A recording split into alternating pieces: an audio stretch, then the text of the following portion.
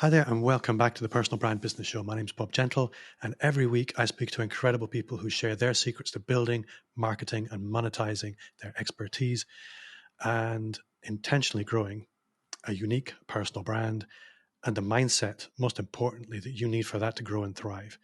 If you're new to the show, then while you still have your device in your hand, take a moment to hit the subscribe button. That way you won't miss a single episode. And if you are a regular listener or viewer, then consider sharing this show with just one person. It's the very best way to help me reach more people. And if you are watching on YouTube and YouTube is new, say hi in the comments. Also consider subscribing because that's my favorite thing, honestly. I'm on mission 1000 now. We hit 501 this morning. So if you want to be 502, you'll be my new best friend. And also give this episode a like. So now, as a culture, we are trained to think of people who create working in people who. So, as a culture, we are trained to think of people who create as working in secret until they have that big Eureka moment or they complete a mastermind. A lot of entrepreneurs try to work that way too. They build something, they have a big, grand unveiling or a launch, and then they wonder why nobody cares. Building in public is a very different entrepreneurial mindset and a very different creative mindset. It's one which I guess parks the ego at the door, brings people with you on the journey, and can lead to some very unexpected, surprising, and often counterintuitive results. You can tell I'm reading this today. This week, I am delighted to welcome the Build in Public guy and the author of Find Joy in Chaos, How to Build Your Twitter Presence So Connections and Opportunities Come to Find You, Kevon. Kevon Cheung, welcome to the show.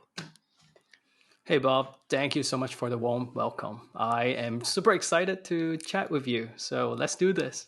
I've been looking forward to this for a long time. There's so many questions I have about both of these things, both Twitter. I've recently fallen back in love with Twitter after being really off it for years. And building public is something that's become more and more appealing to me over the last year.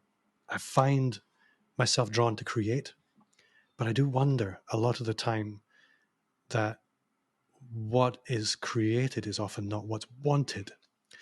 And that for me is a big problem. So before I start rambling too much, can you maybe just start by telling us a little bit about who you are, where you are, and the kind of work you do?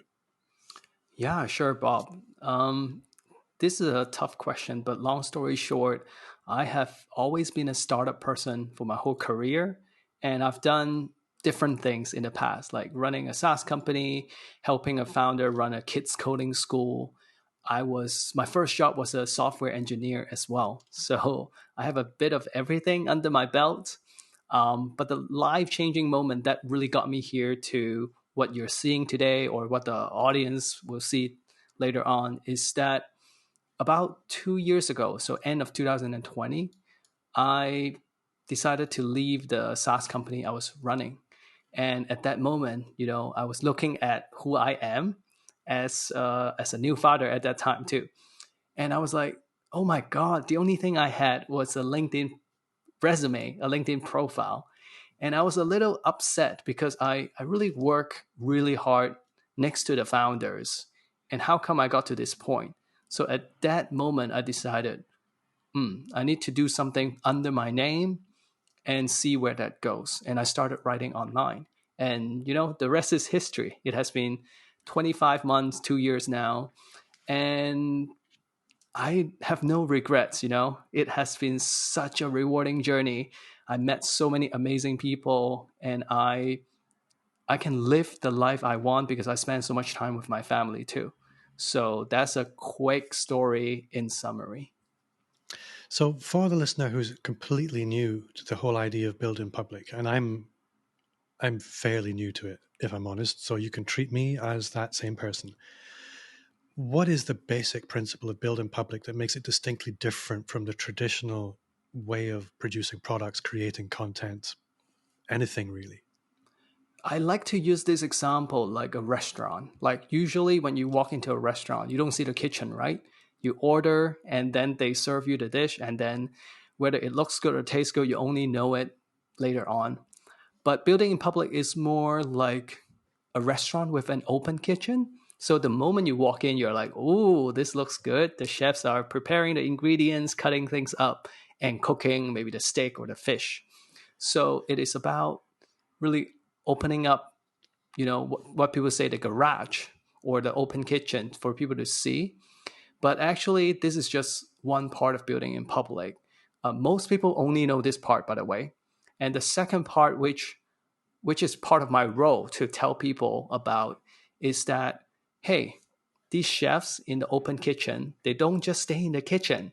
So this is when I bring in another concept called the omakase.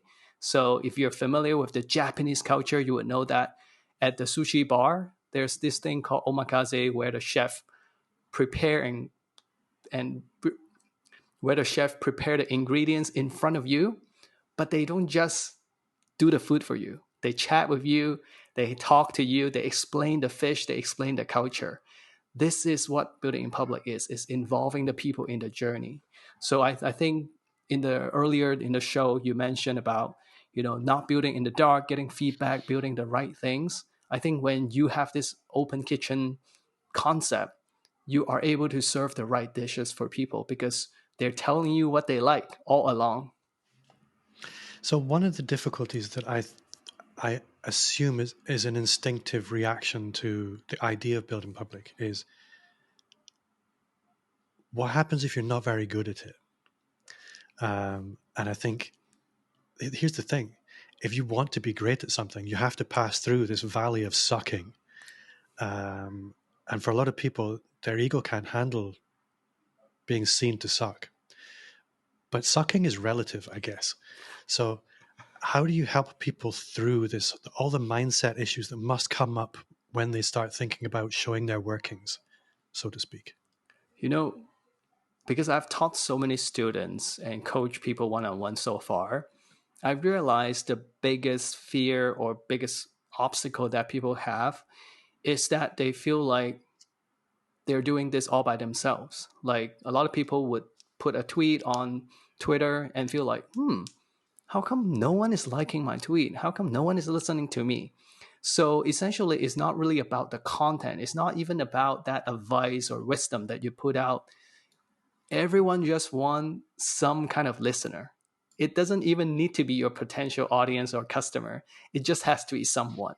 So I think a big part of my course, like module one, is all about overcoming that vulnerability, really understand what social media is about, to give yourself like a circle of people around you as your first group of friends. I think a lot of people don't get this part, so they get really frustrated. But from what I see, once you get some like-minded people around and they're engaging with your tweets, that suckiness significantly drop to almost zero because you feel good about what you're saying, and then you can fine tune it to fit your target audience later on. I think this is an important point, that a lot of people assume that they come into the world finished. Mm, And what I mean by that is a question, something that's become apparent to me in business is that your business will only grow when you grow. And that a lot of people underestimate the importance of this process of becoming the business owner that they need to be, becoming the creator that they need to be. And if you join with others in that journey, the process is accelerated, and it's accelerated significantly. And a lot of people, they do try and hide their creation, hide their process. They don't invite other people to participate in it, and then they wonder why they never really make any progress. So I think that's a really powerful idea. Um, I do want to talk about Twitter, and I think I'm maybe going to come sure. to that in the second part of the conversation, because it's too Okay. easy to stuff for me to start slipping into talking Twitter tactics, because you have an awesome book on that. I'm halfway through, but I want to continue with the build in public thing a little bit. When it comes to build in public, let's say I'm going to get practical with this a little bit. Okay. So let's say I have an idea for a book. Let's deal with a book first, and then I'm going to look at maybe a coaching program after that.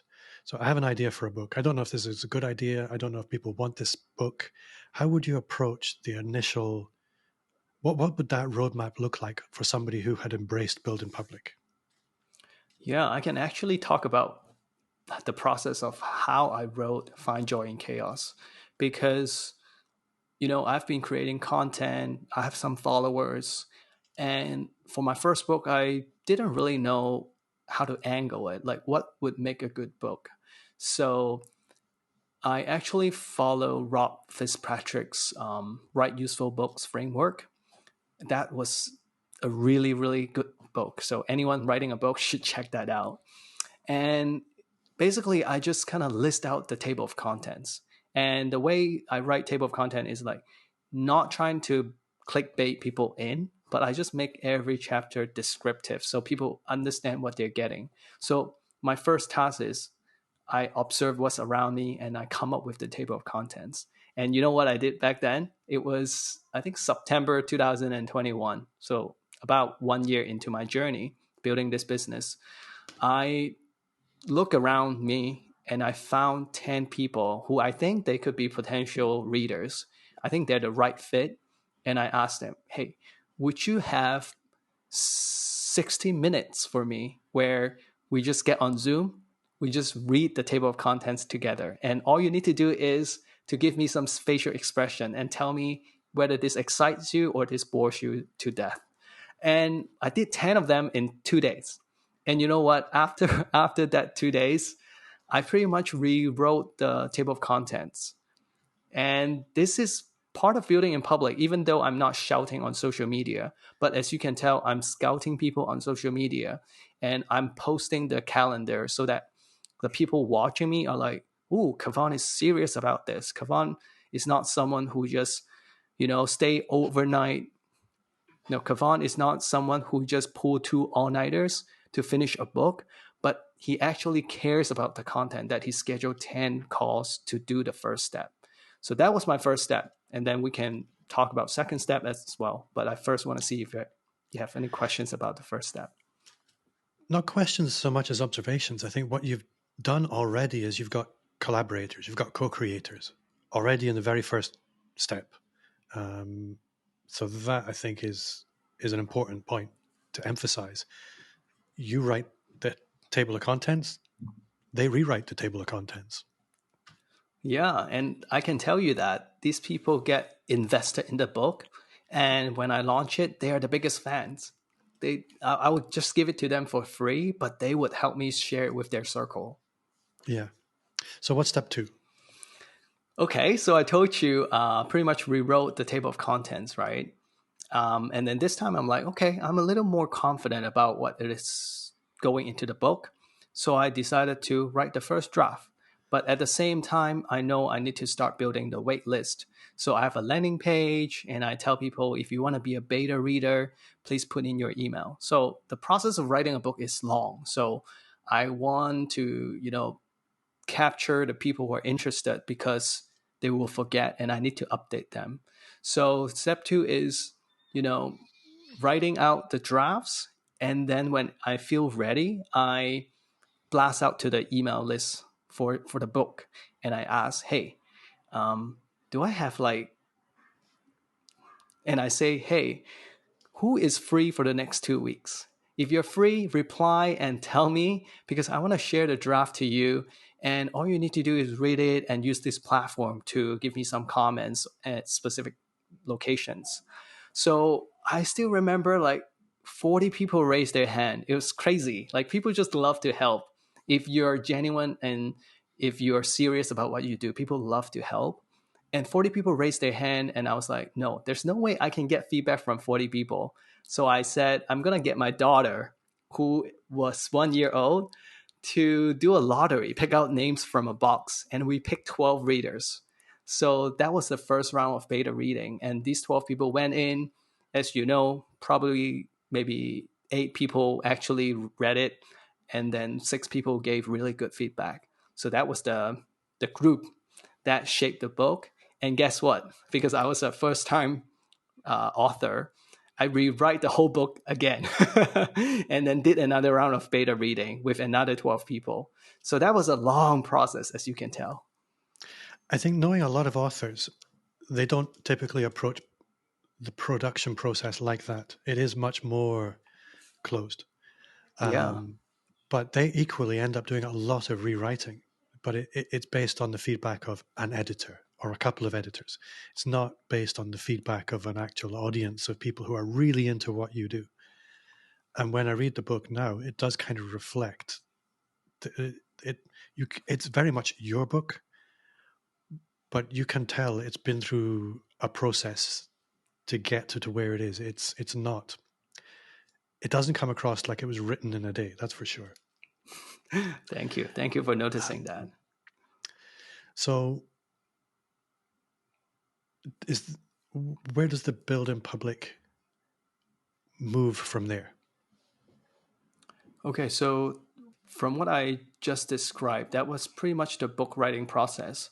I didn't actually talk much about the building public part, but the building public part comes in when you're actively sharing and involving your audience, right? So imagine what I just told you, but think about me sharing every step. For example, my daughter doing the lottery, picking out 12 readers. I put that on Twitter, which probably gets me a few more emails into the wait list. And then at the end, when my book is almost ready and I need to do the book cover, I have a designer, and which is actually a friend. We have the draft, and it's so crappy we couldn't even look at it. But I was like, whatever, let's just put it on Twitter, ABCD, see what people say, just to get a first sense of direction. Yeah. So that's building in public. This time, really getting people involved because they have opinions to share. So just imagine this over like a 10-month period, not daily because I cannot make that much progress daily, but just like once a week or so. So it's yeah. Again, using the open kitchen analogy, a lot of the time these processes are behind closed doors. You don't hear about them, you don't see them, you don't participate as a consumer. You're allowing me to participate in and observe and celebrate all the little milestones along the way. Um, that that is a very different journey. So taking that then to course creation or coaching programs, it's much more with a book. A lot of the time, it's this is what I want to communicate to you. Help me refine my message. Is essentially what you're doing with the build in public. With course creation or coaching programs, how would you approach that differently, or would you? I think I'm pretty set on the framework, so I would just approach it the same way, but probably with some small tweaks here and there. So I actually just started my own coaching program. So I don't know if you see the tweet today or in some places yesterday. I posted a tweet where I say, "Hey, I had my first session with my coachee, and I took a screenshot of the coaching program I was using."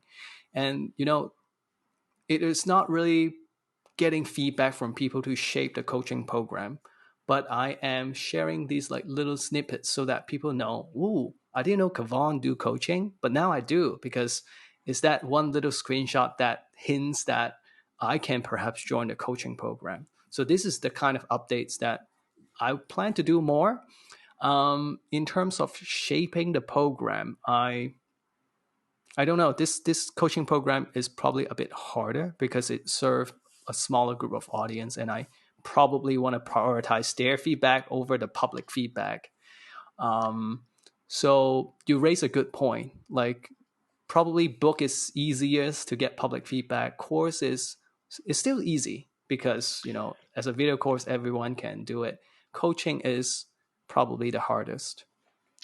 I think I did see that tweet earlier today, and one something springs to mind here that I think is quite important.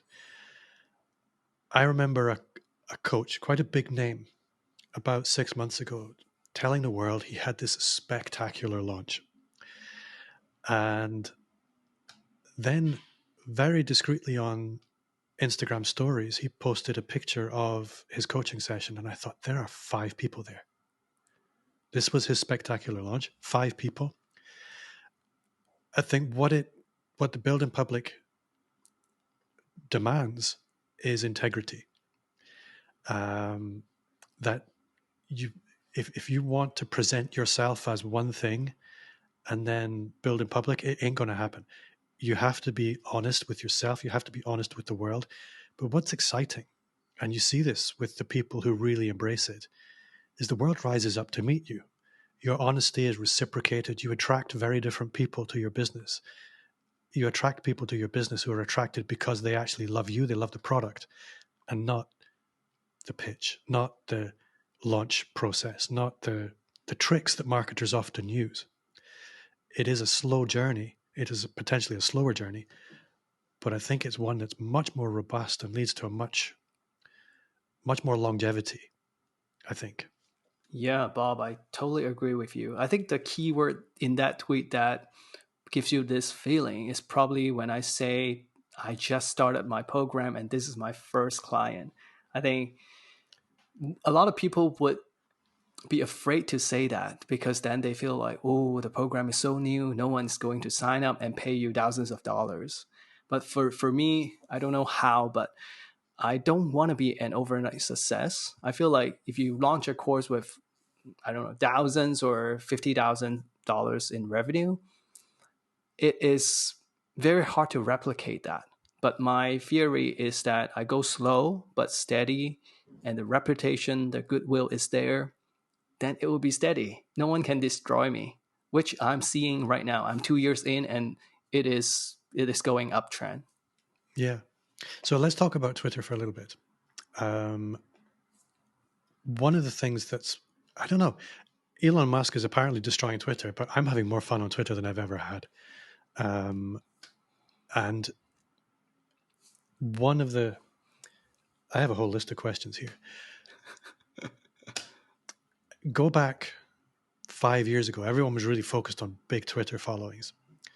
And I've really had a big shift on this, that one of the things I really value is connection and being able to actually engage with people who are like-minded. And that's surprisingly difficult on social media across the board. It doesn't really matter what platform you're on. With Twitter, it's a little bit different. It's very much the case that you get out of it what you put into it. And in a world where everybody's focused on automation and scheduling and things like that, a little bit of work is powerfully rewarded. Where am I going with this? One of the things that really stood out for me reading your book was how unhelpful big accounts and engaging with big accounts can actually be. A lot of the prevailing advice, particularly on Twitter from people like Gary Vaynerchuk, is, just engage with massive accounts. Their following will follow you back and it'll all be splendid. Well, it doesn't work like that. And one of the big pieces of advice in your book, as far as I've got so far, is unfollow all the big accounts. They're not helping you. So I did that, and it makes a tremendous difference to my feed because I start paying attention to the people who I feel like I can resonate with a little bit. What is it about Twitter that for you makes it so distinctly different from all the other social media profiles when you can theoretically do all the same things? What is it that's distinctly different about Twitter and the way that active Twitter users use Twitter? Yeah, so I used different platforms in the past. Like I was running a SaaS company, and we used LinkedIn, trying to get exposure that way. Personally, I use Instagram a lot, but Twitter really was new to me. I have the account for over 10 years, but I never used it. And I started using it because when I got online, I need to first find my tribe, like the people that I hang out in a happy way. So I've decided those are the bootstrap founders. And I realized a lot of them are on Twitter. And then I saw the difference between the platforms. Like essentially, you can look at them as social media, like connecting with people. But actually, I see that the format of the platform makes a huge difference. Like Instagram, because it's photo oriented. Now it's not. Now it's like video oriented. But back then it's photo oriented. It makes people want to post fancy photos, like at the beach, fine dining, all that. And what can we say to a nice photo? There's only so much you can say. And then LinkedIn, because it's so corporate, it's so professional, you don't feel like you would post multiple times, and every time you post something long. So that is not a good way to create conversation. It is probably just like a, hey, how are you doing? I'm fine, and then thank you, bye bye. But Twitter is different. Twitter is so short. I think in a way I got attracted because it is easy. I can write a tweet in a few seconds or minutes and then push it out there. But second of all, you can do a lot of back and forth. So it makes it very conversational. So in a community building sense, or like when I talk about audience building, conversations are where the gems are. You build connection that way. And I think Twitter is the only platform that enabled that. So this is why it's so different. This is why it's so good. I know Elon Musk coming in, changing things up, but at the end of the day, I don't think many people care so much. I read a tweet recently, like, why are you guys still all here when you're complaining about Elon Musk? The truth is, people move in tribes. Like, if most people are still on Twitter, people would stay. I think when one day everyone is gone from Twitter, then okay, for sure, it's over. I think listening to you, what I was reminded of was on most social media platforms, people present a specific face to the world. On Instagram, like I said, it's very image led. On TikTok, it's super fast, short snaps. Yeah, dancing, and it's obviously now not all dancing. There's some normal things. I need to move on from TikTok very quickly. Danger zone. Then LinkedIn, corporate. Twitter, for some reason, it's a little bit like you can't hide who you are on Twitter as soon as you start expressing yourself. If you're a bro marketer, you're going to show up as a bro marketer. If you're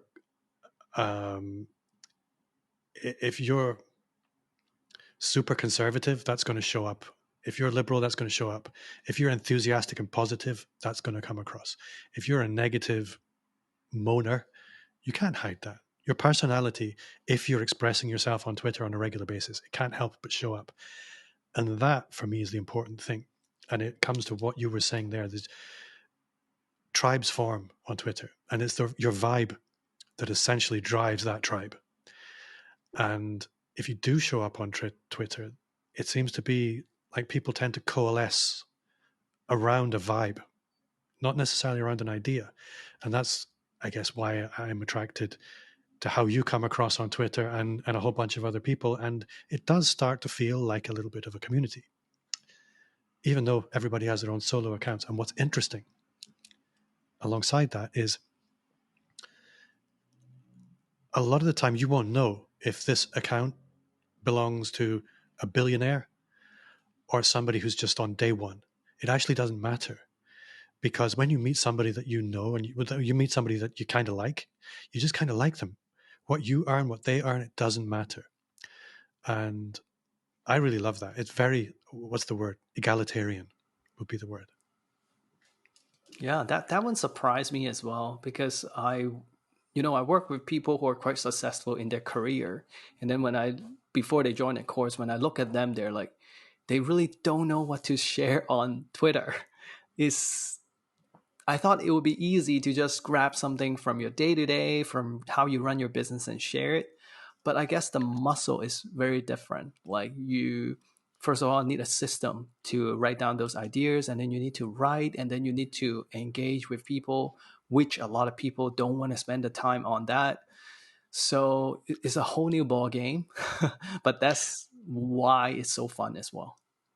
So in your book, you talk about the peers framework, and I think this is an important point, and it applies to every social media platform. And with my clients, I'm sure it's the same with yours.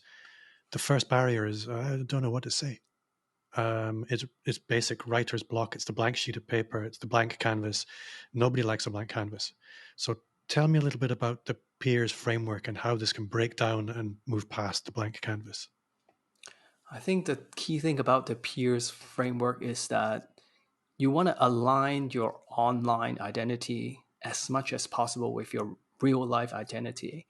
As you mentioned, Bob, like a lot of people are trying to create a new identity, and well, you can hire people to help you, but at the end of the day, it's too hard, and then you give up. So the only way to show up for years is that you're being yourself. So the peers framework really try to ask questions so that you understand more about what you want to show as well as what you don't want to show and what you don't want to do online, and then helps you have this brand guideline, which is usually for brand and companies, but you can have one for yourself as well, and to kind of guide you to show up every day to mingle with people. I actually went through the peers framework myself. That's how I come up with the idea of, hey, maybe I can share this with other people. For one thing, like memes are really popular. You can get a lot of impressions. I actually struggle. Kevon, you should do memes. But I'm like, no, no, that's too hard. That's not me. Like I don't want to be the memes guy. So that's one example. So let's maybe just spend a minute breaking down the peers framework, sort of PIERS, without going too deep, just so the listener can have some idea of what we're actually talking about and how that framework can free you to start enjoying some self-expression. Yeah, I need to write down as well. P I So my E own R frameworks are S. exactly the same. Yeah. Okay. P is principle, right? So I guess you need to understand what kind of life values you have, what kind of principle you live on. So for me, is honesty, integrity. Um, I would never tweet something that is not true. So when you know that about yourself and you be like, oh, this is what I want people to see as well, then that goes into principle. And then we have interest. So interest is on the easier side. Like you have so many interests, but a lot of people either don't show any of them or show everything and make it a social media account where you talk about politics, sports, what you're doing on the weekend. No, we kind of want to find something in the middle where you just pick a few things. Like if you're passionate about online education learning, then that could be a big part of what you share, and you want to see how that connects to your niche. So people come to you be like, oh, John, the SaaS person who's building this plus really care about online education, something like that, just to give a focal point when people are checking you out. And then we have exceptions. So this is the part when I talk about the memes. Um, you can also decide whether you want to put out emojis. Are you the casual voice or are you a more serious person? You don't have to force yourself to use emoji, but you just need to make a decision of what to exclude from your identity. And then we have, wait, let me see. So something that really makes you stand out. So for the people who are watching this on YouTube, you can see my nice wallpaper here. Like if you look at me, Kevon, I put family, I put my babies at the first place. So it has something about family in my brand. So for me, I'm not scared to put out my family photo on Twitter once in a while. Again, not every day. So that's something to stand out. That's exception. And then R is reluctance. So that's something that you really don't want to do and you want to say no to that. So I talk about memes. It could also be like emojis. Like you need to figure out whether you want to be a person who's more casual using emojis or someone who's more serious with no emojis. Yeah. And for me, So, that might be something like I don't want to talk about politics or religion. oh, totally. I don't talk about politics at all because it's not useful to my community or to my identity. So, yes, that's a good one.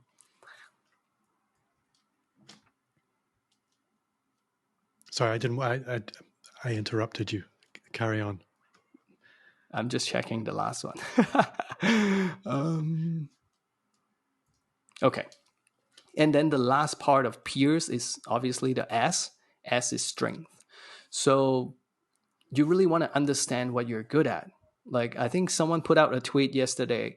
What are you good at that other people find it really hard to do? And I replied, I am good at being vulnerable and sharing my weaknesses in public. And then a lot of, like, not a lot, a few people reply and say, oh, yes, that's what I know about you, Kevon. You're really good at that. And to be honest, I know that. I know I'm quite vulnerable. I'm quite open. I know that's my identity. So for me, I just try to, do more about that. Like on this podcast, I have no problem sharing everything I know. When I tweet with someone, when I teach my class, I share all my stuff because I know I'm good at it. So you just need to find out what you're good at and amplify it, Yeah, amplify me, right? So, and sometimes you don't know that about yourself, but, ask a friend. Like I think Kevon can know from Bob what I'm good at. that's a really important point. And for me, this really brings things right back to the building public. It's the world that tells you what you're good at. It's not what you think you're good at. And if you're never engaging with the world, you'll never find out what it is that really makes you shine. Um, and I think that's such an important point. A lot of people wait their whole lives not understanding that they have this incredible spark of genius in them that they've never tapped into. And it's only when you essentially start playing that you discover what that is. And you can't really play on your own. You need to play with others. And then you discover where your magic is. That's so important. Yeah. So, Bob, I have this. I think it's a really brilliant example in my course, Building Public Mastery, where I tell my students, hey, when you're getting on Twitter or other social media platform, you're kind of like going to a new school. You don't know anyone, and then you're like, how should I make friends? How should I be known in the school environment?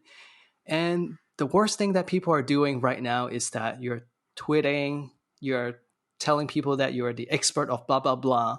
And in the school scenario, it's kind of like the new kid going on stage or going around and telling people, I'm really good at soccer. Really good at soccer. The next soccer match, I should be the captain, right? Then obviously this person is not going to be very popular. But I teach my students, hey, no, let's not do that. But what would you do when you get to a new school? Well, probably pick up a few friends who are really, really passionate about soccer or football, depends where you're from, and maybe join like an activity for soccer. And people can tell you're good if you're good. And that way, start to, instill this concept into people's mind. And when the teacher pick a captain for the next match, you're going to be nominated. So it's essentially the same on Twitter. Don't be an expert, but just help people out and let people elect you as the leader. That's a really, really good analogy. I love that. So, so both Twitter and building public, these are things that you should be in for the long road. These aren't sort of things that you can quickly read a book on and suddenly be great. You have to grow into them, essentially. Instagram, if you can hire a photographer and be awesome at Instagram in a day, it doesn't work like that on Twitter. So you have courses for both of these things, build on public and being awesome on Twitter, frankly. If people want to connect with you, if they want to go deeper with you on either of those things, or they just want to hang out with you on Twitter and find out how that works, how can they do that? Yeah, so I'm really active on Twitter. I think I just spend too much time on it. Well, I do have system these days to manage my time, but I'm very active. So if you go to Meet Kevon on Twitter, you will find me. And feel free to reply to my tweets to say hi or send me a direct message. Um, Message is hard these days because there's so many people selling your stuff. But be part of the community. There's so many people around me. I want you to meet some. And then from there, you can probably check out Making Twitter Friends. It's a free 5-day email course. So far in the last year, 2,000, more than 2,000 actually, people took it. So I think it would be an introduction to Twitter, to relationships making, to Kevon's work, and then you can go from there. Yeah. I think that this was a point I wanted to make a minute ago. It is particularly relates to your book. Most books that you read about Twitter, they do focus on tactics. They focus on how to quickly grow your account, things like that. You spoke about making friends. And I think for me, that's at the heart of it. How can you authentically show up as yourself and make friends? And friends help friends. That's really what's at the heart of this. That's something that used to really puzzle me, is how do you break into that world? I could see people helping each other all the time. Like, what about me? Well, you've got to give to get. It's that simple. Hey, Bob, the biggest thing that I'm grateful for is because I talk about topics that are more on the authentic side. I attract a lot of people who are more patient, more authentic than usual. So I think um, when people meet each other around me or in my community, they usually just feel so much better already. So I think that is something that I'm super grateful for, because the internet can be quite noisy and crowded. Well, Kevon, I have had great fun chatting to you. The editor is going to have a little bit more work to do than normal. Sorry, Finn. But it has been awesome. I'd love to have you back again soon, go much, much deeper on both of these topics. But that does bring us to the end of another episode. Thank you to you for listening at home. If you've enjoyed the show, I would gently encourage you to leave a 5-star review. That's 5, not 2, not 1, 5, wherever you listen, and to share the show with just one person. If you did enjoy the show, then you will also love the Personal Brand Business Roadmap. It's 50 pages of everything you will need to start, scale, or just fix your expert business. Click the link in the show notes or visit amplifyme.agency/roadmap. Thank you, Kevon, so much for your time. I've had great fun today. And to you at home, see you next time. Thank you, everyone. Bye bye.